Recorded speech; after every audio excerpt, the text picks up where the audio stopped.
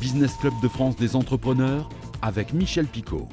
Bienvenue dans ce nouveau numéro du Business Club de France des entrepreneurs. C'est un entrepreneur pas comme les autres que nous accueillons aujourd'hui. C'est un passionné de nouvelles technologies. Il est aussi influenceur, il a sa propre chaîne YouTube et il nous dira également combien de centaines de milliers d'abonnés le suivent chaque jour. Mais tout de suite, place à l'actualité des PME dans nos territoires. Une innovation majeure dans les modèles de vélos électriques, Anode, c'est son nom, est équipé dans son cadre de supercondensateurs qui se rechargent lors du freinage et qui permettent d'alimenter une petite batterie qui ne fait plus 3 kg mais 650 grammes. Et le tout combiné permet au vélo d'atteindre une autonomie de 30 à 70 km, largement suffisant pour une journée. Prochaine étape pour Anode, une usine à Fontenay-le-Comte en Vendée. Pour cela, ils vont lever 800 000 € et ils ont un objectif de vente dès que possible d'atteindre les 250 vélos vendus par mois. Ce sera le point d'équilibre. Le vélo est vendu 3 500 €. À Tourcoing, la société d'événements Alive a repris le traiteur Butterfly, basé à la Madeleine, près de Lille. Alive propose des prestations dans les secteurs de la mode et du luxe, mais aussi des événements culturels, des spectacles ou encore des événements autour du sport. Le troisième organisateur d'événements de France ajoute donc une nouvelle activité dans son offre avec le traiteur Butterfly. Cette acquisition avait été réalisée en prévision des Jeux Olympiques. Et depuis 3, nous retrouvons notre invité aujourd'hui, Léo Locurcio. C'est ça. Bonjour. J'ai bien prononcé. C'est bien, très bien. Alors, je le disais au début de cette émission, influenceur, passionné par les nouvelles technologies que vous testez devant les caméras. Et vous allez nous l'expliquer. Vous avez, je crois, 2 chaînes. Une sur YouTube, l'autre sur TikTok. En fait, c'est la chaîne YouTube qui... Non, en fait, je fais aussi du coup Twitch, Twitter, enfin tous les réseaux sociaux. Vous êtes partout, je suis partout. Mais le truc, c'est YouTube le principal, TikTok qui est le secondaire et tout le reste est un peu plus tertiaire. Ouais. Alors, d'abord, combien d'abonnés, juste pour avoir une idée? Sur YouTube, près de 800 000 pour le moment. Sur TikTok, un peu plus de 500 000. Et après, du coup, sur les autres plateformes, on va aussi entre 50 et 100 000 sur Instagram, etc. Voilà. C'est bravo. Quel type de contenu vous proposez? J'ai évoqué rapidement des tests de produits électroniques, enfin électroniques technologiques, on va dire. C'est la ligne éditoriale? En fait, ça va être du coup des tests, mais pas que. C'est surtout de la vulgarisation. Quand je fais des tests, c'est parce qu'il va y avoir des nouveaux produits innovants, essayer d'expliquer tout ce qui est autour. Et c'est vraiment ce côté vulgariser quelque chose qui peut être compliqué. Et par exemple, typiquement, quand il y a eu la nouvelle technologie des casques de réalité virtuelle, là, j'en faisais plus de tests pour expliquer comment ça marche. Les téléphones pliables, c'était la même chose, etc.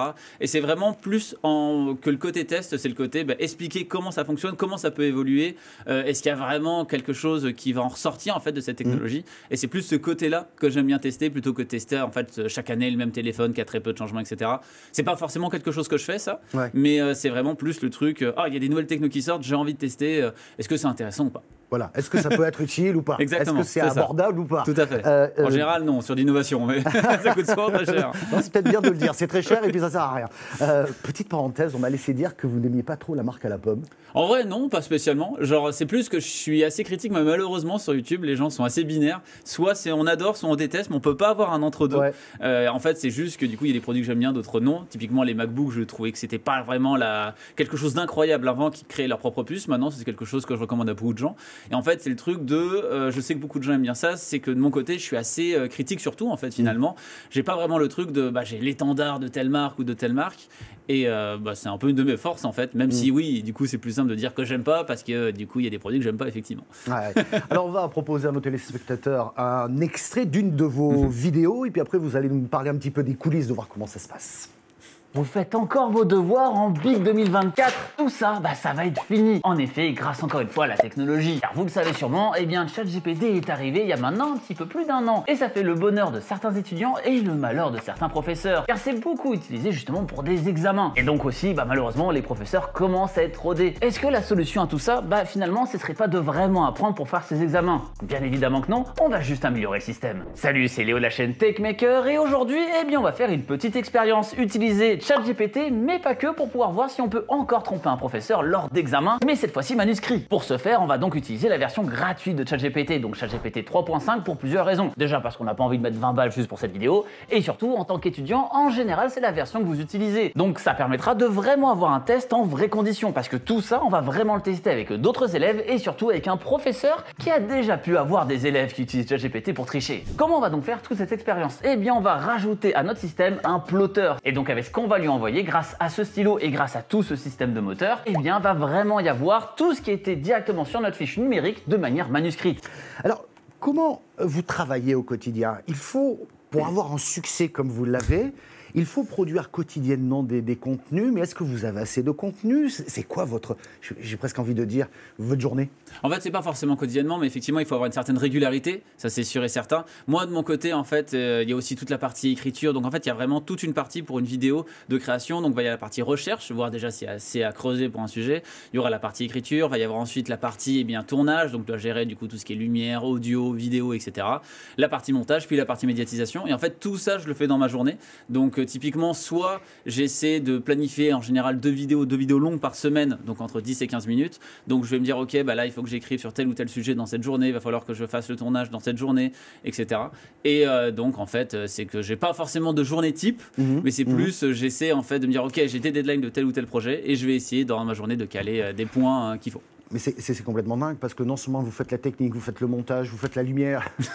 J'imagine. J'essaie de déléguer un petit peu, mais c'est vrai que c'est compliqué sur YouTube. Déjà parce qu'on vous faites le contenu après, quoi. Exactement, aussi, c'est ça. Puis il y a aussi le fait de le partager, le fait de le mettre en avant, etc. Il y a aussi toute cette question-là.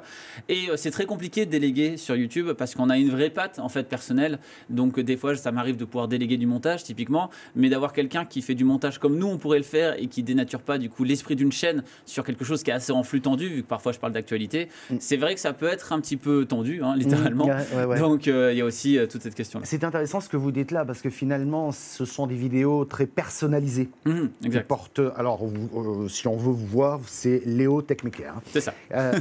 Qui sont très, très personnalisées, ce qui veut dire... Donc c'est pour ça que vous lâchez peu de morceaux, dire, en termes de montage, etc.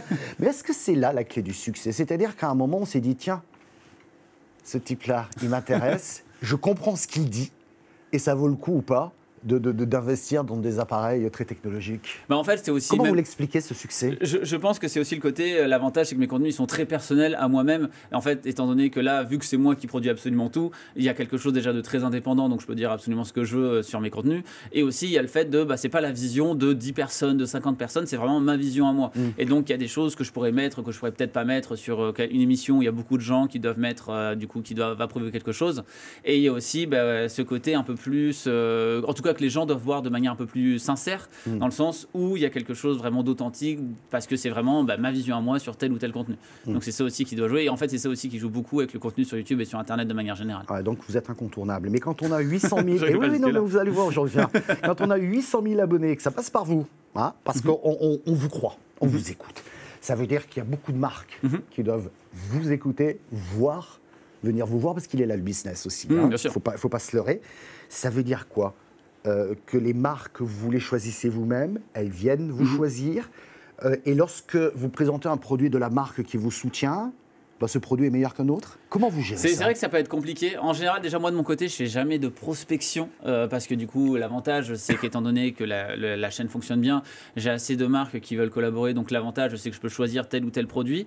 J'essaie de mettre toujours des produits que je trouve intéressants en avant, et surtout, j'essaie de pas forcément de faire de tests de produits où du coup, je serai rémunéré. C'est quelque chose que je fais extrêmement rarement. Je le fais que quand c'est des produits sur lesquels je suis réellement convaincu et que c'est des produits que je trouve vraiment intéressants. Mais sinon, quand je fais de la publicité de mon côté, ça va plus être un spot publicitaire dans la vidéo. Typiquement, la vidéo va parler d'un sujet, va y avoir un spot publicitaire de 60 secondes dans la vidéo, mais du coup, ce spot publicitaire n'a rien à voir avec la vidéo en particulier. L'avantage, c'est qu'au moins la vidéo en elle-même reste de manière complètement impartiale, vu que là-dessus, il n'y a eu absolument aucun droit de regard sur quoi que ce soit. Ce qui vous permet de garder votre indépendance. Exactement, c'est ça. D'où l'importance, grâce à cette indépendance, d'affirmer votre influence. C'est-à-dire que si vous me dites que mon téléphone, je ne dirai pas la marque, est pas bon, je vais vous croire. En fait, c'est ça le truc, c'est que du coup, ça peut être aussi assez dangereux d'accepter des tests de produits du coup en partenariat avec une marque. C'est que ça perd en fait ce côté de je vais croire ou pas cette personne parce que là, cette personne-là a été payée pour ce test. Et le fait de le faire pour absolument tous les produits qui passent de A à Z, ça montre que derrière, on va dire absolument du bien de tous les produits parce qu'évidemment, une marque ne va pas payer pour qu'on critique son produit. C'est clair. Et donc, c'est très compliqué en fait derrière pour faire confiance à tel ou tel influenceur. Ouais. C'est pour ça que vraiment, moi, ce truc des tests dédiés, c'est quelque chose que je fais de manière extrêmement rare. Cette année, j'ai dû le faire 2 fois. Et c'est sur 2 produits que j'utilise littéralement au quotidien avant même que la marque me contactait. Ouais. Donc du coup, c'est pour ça que je me suis dit, bon, pour ça me dérange pas trop, étant donné que de toute façon, j'en aurais dit exactement la même chose. Donc, tranquille quoi. Voilà, conscience tranquille. Mais les gens, quand même, et à raison, peuvent dire dans les commentaires, oui, mais du coup, vu que le test est rémunéré, nanani, ça change forcément ta vision. Et même si, de base, le produit, je le trouve intéressant, inconsciemment, évidemment, ça va pouvoir jouer, etc. Ouais. Et c'est normal, en fait, qu'il y ait aussi cette méfiance. Et même, elle est raisonnable pour le coup. Question plus personnelle. Influenceur, il faut avoir un certain talent. En fait, c'est tellement vaste, influenceur, ça veut même rien dire. Moi, je préfère J'allais plus vous le dire terme... influenceur, c'est un métier, mais bon, allons-y. En fait, je préfère même plus le terme créateur de contenu. Influenceur, c'est juste, si on dit que telle chose peut être bien, etc., on va influencer des gens. Mais ça, du coup, influenceur, c'est tellement large. Enfin, un boulanger peut être, du coup, un influenceur s'il dit, moi, je préfère tel produit en conseillant un client, finalement. Donc, c'est la même chose. En fait, c'est plus le côté créateur de contenu. Et ça, pareil, c'est tellement vaste parce qu'il y a de tout. Il peut y avoir, du coup, du créateur de documentaires d'1h30 sur YouTube, comme ceux qui peuvent juste faire du React, à des vidéos sur Internet, à faire des challenges essayer de ne pas rire ou autres, qui sont des contenus un peu plus simples à produire tout de même. En fait, c'est juste que c'est complètement large. Après, le talent qu'il y aura toujours, c'est d'avoir une certaine régularité. Ça, c'est quelque chose que la plupart des créateurs de contenu ont, c'est de réussir à être régulier et de proposer quelque chose de manière récurrente. Et en fait, c'est ça qui donne aussi quelque chose et qu'il faut réussir à tenir sur le temps. Et puis, j'en démords pas, c'est le contenu aussi. Et ça, c'est humain, c'est pas de l'intelligence artificielle, même si on en utilise un peu souvent pour se documenter, mais c'est quand même humain, c'est la personnalité. On cherche des gens vrais, si j'ose dire aujourd'hui. Dernière question, quelles sont les prochaines étapes d'évolution de votre chaîne ? Peut-être faire des contenus un peu plus chiadés en termes de réal. Typiquement, c'est des choses que j'aimerais bien mettre en place. Je suis en train de voir pour pouvoir justement avoir un peu plus délégué les montages pour pouvoir faire plus de contenu à côté, de pouvoir faire justement plus de vidéos par semaine, même si du coup, au bout d'un moment, le temps commence à manquer. Mais voilà, après, il n'y a pas vraiment cette vision de transitionner vers autre chose de plus classique. Moi, être sur Internet, c'est quelque chose que j'adore. J'ai même grandi avec ça et de me dire si ça peut vivre le plus longtemps possible sur le format du coup du contenu long sur YouTube, je trouve que c'est quelque chose de top pour le coup. Mais c'est vraiment effectivement de pouvoir déléguer, d'avoir des gens qui ont un peu la même vision que moi pour pouvoir justement proposer quelque chose de manière encore plus récurrente, de manière encore plus soignée. À voir. Merci beaucoup Léo d'être venu nous voir. Et c'est Léo Techmaker. Vous tapez ça sur le moteur de recherche et paf. Normalement, ça devrait aller dessus. Merci bien. Merci. Merci de votre fidélité. Vous pouvez retrouver cette émission sur le site internet de votre télévision locale ou sur celui de l'émission. Nous sommes également diffusés en audio podcast sur toutes les bonnes plateformes. Merci également aux radios qui diffusent ce programme. On se retrouve la semaine prochaine.